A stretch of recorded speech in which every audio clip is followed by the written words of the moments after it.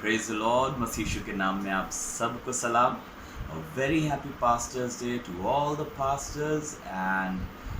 Preachers of the word. प्रभु यीशु मसीह के नाम में जितने भी पासबान हैं उनको बहुत बहुत शुभकामनाएं। परमेश्वर ने अद्भुत रीति से अपने अभिषेक और सामर्थ्य से भर कर आपको चुना है कि आप उसके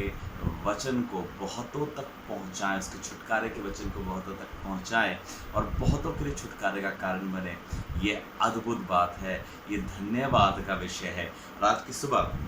मैं आप में से हर एक के लिए परमेश्वर का धन्यवाद करता हूँ। कलाम के एक हिस्से में यदि हम देखेंगे तो वो यहोशू की किताब है और वहाँ पे जब वे यरदन की नदी के पास खड़े हुए हैं कि जाकर के यरीहो पर चढ़ाई करें और यरीहो को जीत लें, तो उससे पहले उनके पास एक चैलेंज था, चुनौती थी, और वो यरदन की नदी थी। लिखा हुआ है कटनी के समय यरदन की नदी अपने तट के ऊपर बहा करती थी, अपने डेंजर लिमिट से ऊपर बहा करती थी और लोगों के लिए बड़ा ही असंभव लग रहा था कि इस यरदन नदी को, जिसका करंट, जिसका प्रभाव बहुत तेज था, प्रवाह बहुत तेज था उसको पार करने वाले होने पाए। उस समय परमेश्वर ने यहोशू से कुछ बोला था, यहोशू को कुछ निर्देश दिए थे, इंस्ट्रक्शंस दिए थे। वो इस प्रकार से थे, यदि हम यहोशू की पुस्तक उसके 3 अध्याय से पढ़ते हैं तो वहाँ पे उसके 9 पद से इस प्रकार से लिखा हुआ है, तब यहोशू ने इजराइलियों से कहा, पास आकर अपने परमेश्वर यहोवा के वचन सुनो। और यहोशू कहने लगा, इससे तुम जान लोगे कि जीवित ईश्वर तुम्हारे मध्य में है और वो तुम्हारे सामने से निसंदेह कनानियों, हित्तियों, हिब्बियों, परिज्जियों, गिर्गाशियों, एमोरियों और यबूसियों को उनके देश में से निकाल देगा। सुनो,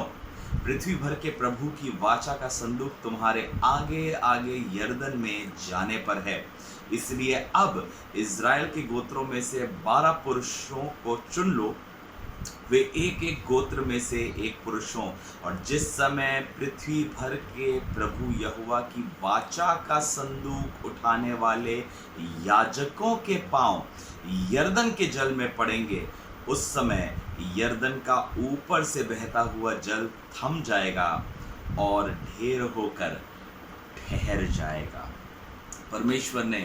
यहोशू को ये निर्देश दिया कि याजकों को चुन लो। वो याजक जो वाचा के संदूक को अपने कंधे पे लिए हुए हैं, वो याजक जो परमेश्वर की उपस्थिति को अपने कंधों पे लिए हुए हैं, वो याजक जो उस मूसा की अधिकार की लाठी को उस वाचा की संदूक में कैरी कर रहे हैं अपने कंधों पर, उनसे कह देना कि अपने तलवे को, अपने पैर को उस यरदन की नदी के बहते हुए जल में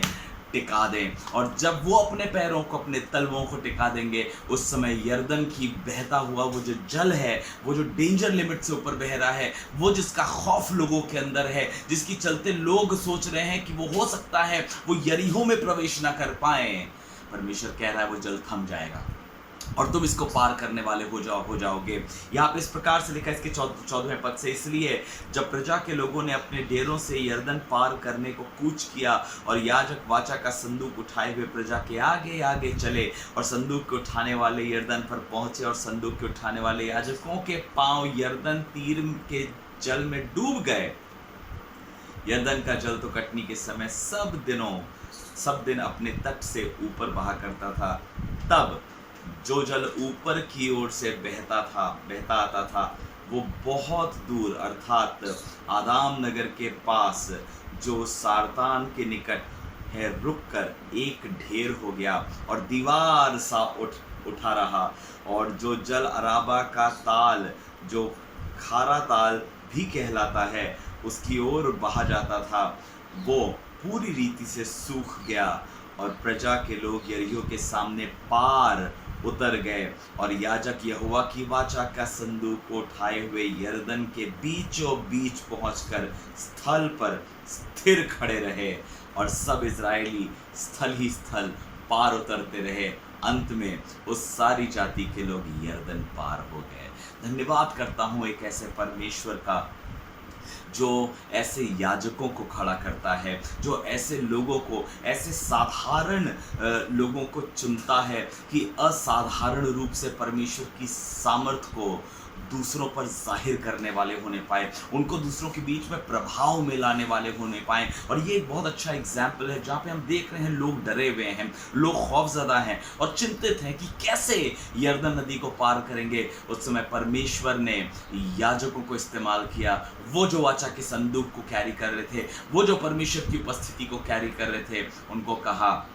एक काम करना होगा, जल को ऐसे ही नहीं हटाऊंगा, पर अपने पैरों को, अपने तलवे को उस जल में टिका देना। खुदा के खादिमों, तुमको इस बात को बता देना चाहता हूँ, इनकरेज करना चाहता हूँ आज की सुबह, खुदा ने बड़ी सामर्थ के कामों के लिए तुम्हें चुना है। डरना मत कभी भी, इस यरदन नदी से कभी ना घबराना। ये जल तुम्हें डुबोने नहीं पाएगा, पर इस जल में तुम बहुतों के लिए रास्ता बनाने वाले होने पाओगे। बस इतना करना, ईमान के साथ अपने तलवे को इस यरदन नदी पर टिका देना। ये यरदन नदी लगेगा कि बहुत प्रभाव के साथ बह रही है, करंट बहुत तेज है,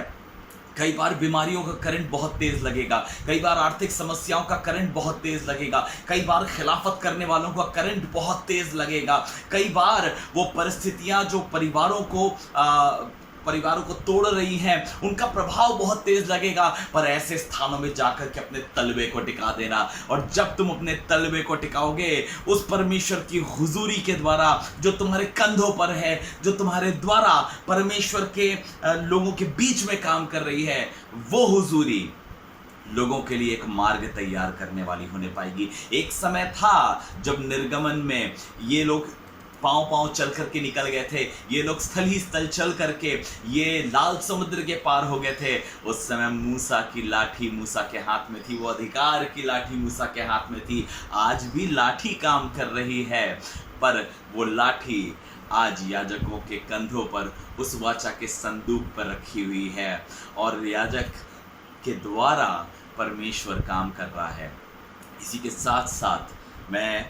जितने भी कलीसिया के लोग हैं, जितने भी विश्वासी हैं, उनको इनकरेज करना चाहता हूँ, अपने याजक का हाथ कभी ना छोड़ना, अपने पासबान का हाथ कभी ना छोड़ना, अपने पासबान का साथ कभी ना छोड़ना, क्योंकि ये पासबान तुम्हारे लिए उस यरदन की नदी में, उन परिस्थितियों में जो बहुत कठिन लगेंगी, वो परिस्थितियाँ जो हो सकता है तुम्हें ऐसा फील हो रहा हो कि तुम दूसरी पार नहीं जा सकते हो, अब पार जाना असंभव है, अब इस प्रॉब्लम को ओवरकम करना असंभव है, अब इस चैलेंज को ओवरकम करना अब मुश्किल लग रहा है। ऐसी परिस्थिति में तुम्हारा याजक, तुम्हारा पासबान तुम्हारे लिए उस यरदन नदी में जा करके अपने तलवे को टिका देगा, और उसके द्वारा तुम पार होने पाओगे। खुदा के लोगों,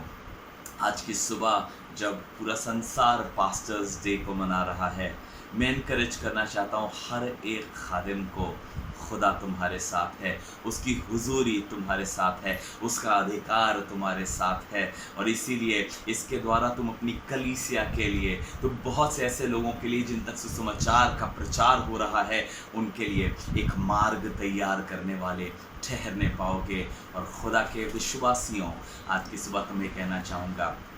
तुम्हारे खादिम का एक बहुत बहुमूल्य और अनमोल स्थान है तुम्हारे जीवन में। उसको हमेशा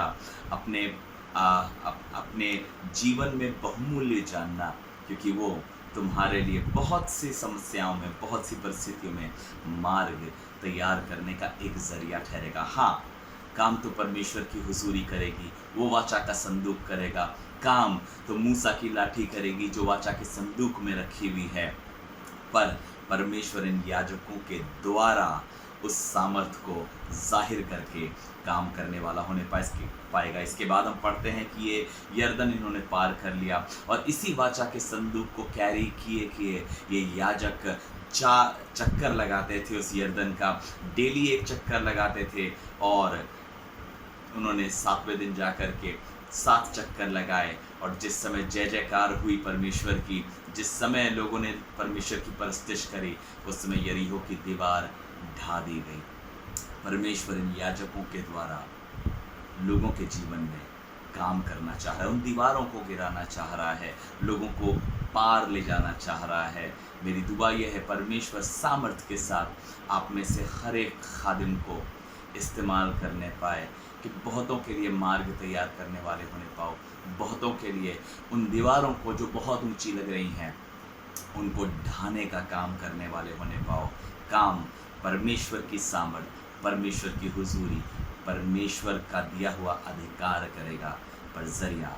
आप होगे. God bless you everyone. Once again, wish you a very happy Pastors Day. May the Lord be with you and use you with great power and might. God bless you.